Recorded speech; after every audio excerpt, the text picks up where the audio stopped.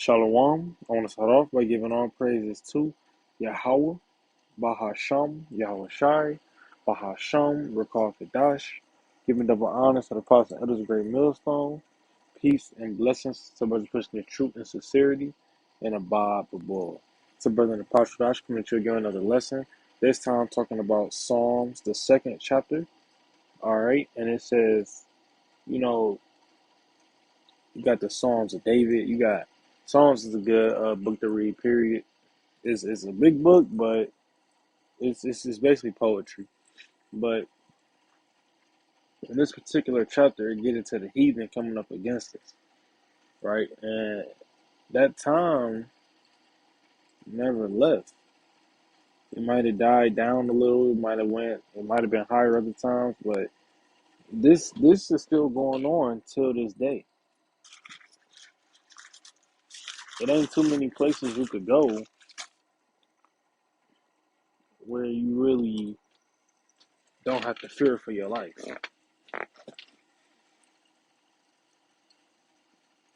right? Let alone being amongst your own nation, but amongst these heathens, they could care less about your life. They just probably less likely to do something because they care about their life. That's where being around Jake in this current piece of history, you know. But the heathens, they still don't care for us. From the Edomite all the way up to the Ishmaelite, they don't care about us. All right. They say, why do the heathen rage? When you raging, you wilding out. And the people imagine a vain thing. Vain meaning pointless. So you got the heathens raging, and you got the heathens, they're imagining a vain thing. So you got to think, what is they imagining? If it's pointless, see, to them it's not pointless though. You know, it's not pointless at all. It say the kings of the earth set themselves, and the rulers take counsel together against the Lord and against his anointed, saying, all right, so it say the kings. Who would be your modern day kings? Your presidents, your prime ministers, anybody, your dictators. You got your Kim Jong Uns, your Joe Bidens, your Queen Mary or whatever her name is in England. Basically, all of them, right? Basically, right? And they come together. They got their peace, they quote unquote peace summits where they come together. They're really talking about how to keep us down, especially them elites, because they know the truth. They know the more we rise up, the more they fall. They know. It say, now it told you what the vain thing was. It say the kings of the earth set themselves, and the rulers take counsel together. They taking counsel together to do what? Against the Lord and against his anointed, saying, so basically they want to go to war with the Lord. They basically saying like, hey, we could do this if we come together, put our arms together, we could beat the Lord and his anointed and his army. That's what they think, right? We say this is what they saying, verse 3. Let us break their bonds asunder and cast away their cords from us. They want to see us destroyed. They want us to be no more. Verse 4. He that sitteth in the heavens shall laugh. The Lord shall have them in derision. He gonna have them confused. The Lord laughing because he looking at them like, bro, I already know how this gonna play out. I make the game. You know, it's not it's not it's not no. The Lord he over here playing against us and he trying to make critical moves so he don't lose. No, he already won. That's why he laughing. He a million steps ahead, plus and some. Verse 5. Then shall he speak unto them in his wrath, and vex them in his sore displeasure. So the Lord going to taking them out. Verse 6. Yet have I, well, before I even keep going, Jacob's trouble is for Jacob, the Israelites, right? But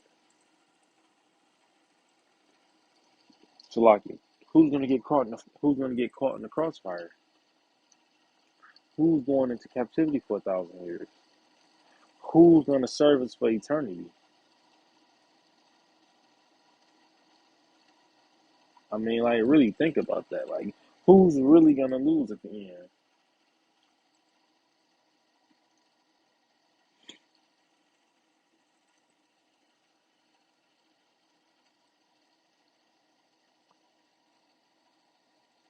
Verse 6. Yet have I set my king upon my holy hill of Zion, Israel. Zion is another name for Israel. 7. I will declare the decree. The Lord hath said unto me, Thou art my son, this day have I begotten thee.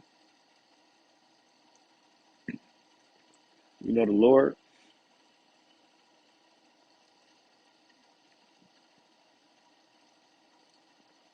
He gonna stand with us.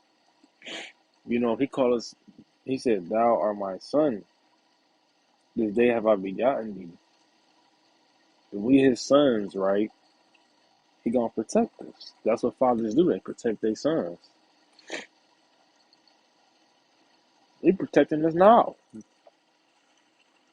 As much chemtrails fall into the hood, as many checkers and rallies with poisons and rat hair on them, like as much cancerous foods, we still here. Verse 8, Ask of me, and I shall give thee the heathen for thine inheritance, and the uttermost parts of the earth for thy possession. He said, Ask me. We asked him a long time ago. What that mean? We about to get them. When you got somebody in possession, you got them as a slave. They under your rule.